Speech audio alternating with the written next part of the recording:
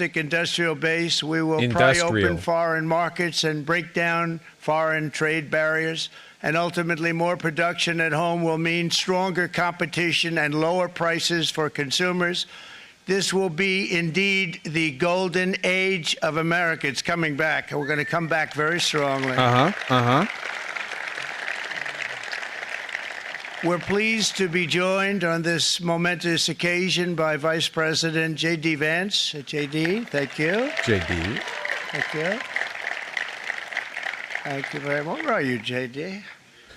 Quick pause to catch people up, just so you guys understand. Reciprocal tariffs are basically like impossible to implement because the specific rules and categories and guidelines are literally nation dependent. There's no way to actually do reciprocal tariffs. I'm just pausing so people understand. We still have no idea what he's actually like. Every business leader in the world right now is watching this teeth gritted because they have no idea what they're going to be charged for stuff that goes over the border tomorrow. So far, this means nothing. That's slight pause. That wasn't too hard to find. I was looking, you know, he likes to take a low-key attitude, so it'd usually be sit right in front. He's gaining a lot of confidence, Mike, isn't it? And nearly my entire cabinet is here, as well as Speaker Mike Johnson, who's done an amazing job. And with the great success we had last night in Florida, we have a majority of 7. And 7's like a lot when we had it at 1, right? You've done a fantastic job. And many of the members of the House and Senate are with us. Senators, Congressmen, thank you all for being with us. We appreciate it. For decades, the United States slashed our trade barriers on other countries, while those nations placed massive tariffs on our products and created outrageous non-monetary barriers to decimate our industries. And in many cases, the non-monetary barriers were worse than the monetary ones.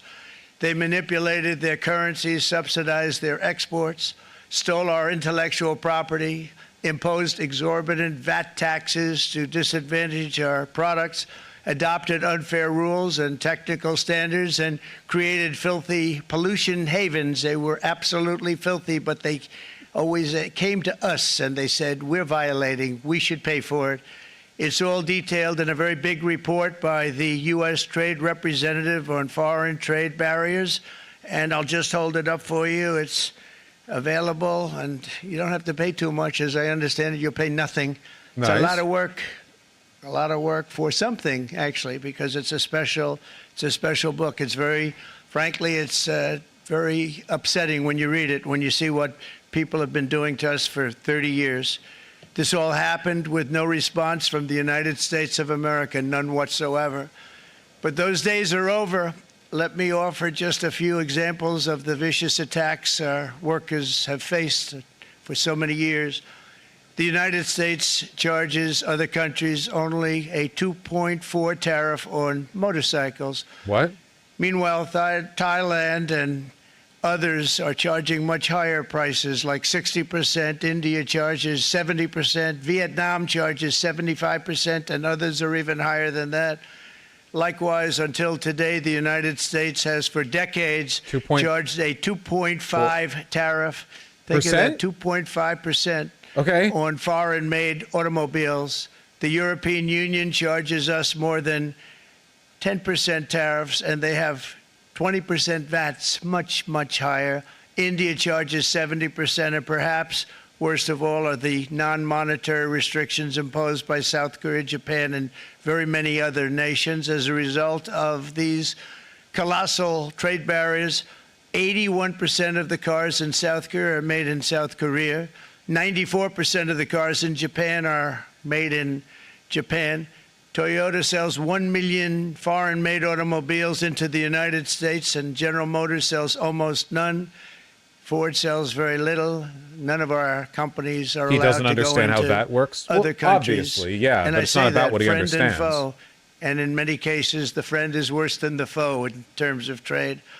But such horrendous imbalances have devastated our industrial base and put our national security at risk. I don't blame these other countries at all for this calamity. I blame former presidents and past leaders who weren't doing their job. They let it happen, and they let it happen to an extent that nobody can even believe. That's why, effective at midnight we will impose a 25% tariff on all foreign-made automobiles. All right. We have a number. That's great. Everyone who bought your car yesterday, you were very smart too. Brian, I'd like to have you come up here for a second, okay?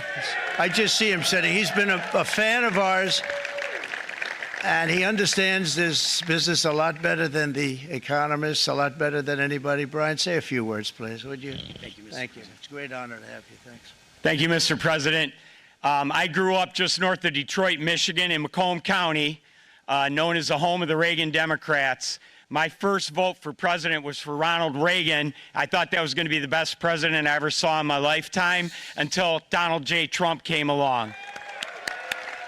I have watched my entire life, I have watched plant after plant after plant in Detroit and in the Metro Detroit area close. There are now plants sitting idle. There are now plants that are underutilized, and Donald Trump's policies are going to bring product back into those underutilized plants. There's going to be new investment. There's going to be new plants built. And the UAW members, and I brought 20 of them with me, they're sitting right over here. We support Fantastic. Donald Trump's policies on tariffs 100%. So, Mr. President, we can't thank you enough. And in 6 months or a year, we're going to begin to see the benefits. I can't wait to see what's happening 3 or 4 years down the road. Thank you, Mr. President. Thank you. What a great guy. He got it right from the beginning. He got it before almost anybody else. This group over there, they got it too. And you know, we won the state of Michigan. We won almost all of them, but we won Michigan by a lot. And I want to just thank you all. The auto workers were fantastic. The Teamsters were fantastic. Everyone was pretty good, I will tell you. Thank you very much. I appreciate it. You're going to be very happy very soon. And you probably see what's happening with all of the, not only car companies, but car companies in particular. See it with all of the ones they're moving, they're announcing day in, day out. You're seeing it. Nobody's ever seen anything like that. With today's actions, we're also standing up for our great farmers and ranchers who are brutalized by nations all over the world. Brutalized.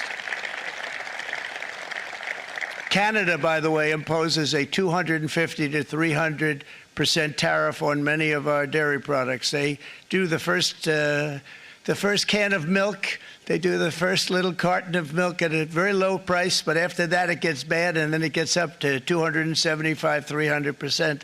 So when they're figuring what's Canada charging, they say, oh, about 2%. Okay, all these like specific made-up grievances aside, like we're still waiting on what the actual reciprocal tariffs means. We knew about the 25% auto tariff. What the? Yeah, the auto tariff had already been announced. We still have no idea what reciprocal tariffs means. We still have no idea. But take a look at what happens down the road. When you look a little bit, it's not a pretty picture, and we don't like it, and it's not fair. It's not fair to our farmers. It's not fair to our country. And with countries like Canada, you know, we subsidize a lot of countries and keep them going and keep them in business. In the case of Mexico, it's $300 billion a year. In the case of Canada, it's close to $200 billion a year.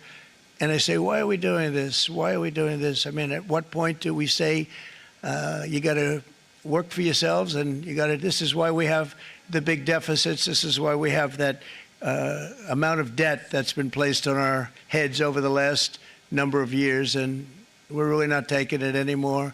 Through non-tariff barriers, the European Union bans imports of most American poultry. You understand? They say, we want to send you our cars, we want to send you everything, but we're not going to take anything that you have. Australia bans, and they're wonderful people and wonderful everything, but they ban American beef, yet we imported $3 billion of Australian beef from them just last year alone. They won't take any of our beef. They don't want it because they don't want it to affect their farmers. And you know what? I don't blame them, but we're doing the same thing right now, starting about midnight tonight, I would say. Okay, but like what? What are the details? It's very important. And China charges American rice farmers an overquota, it's called, a tariff rate of 65%. South Korea charges 50%. Actually, they charge different, from 50% to 513%. And Japan our Okay, friend. it would be a waste of time to go through all these and indicate that he's lying or being misleading because, again, it's Trump, we know, obviously. Just, I hope everyone here understands, okay? Tariffs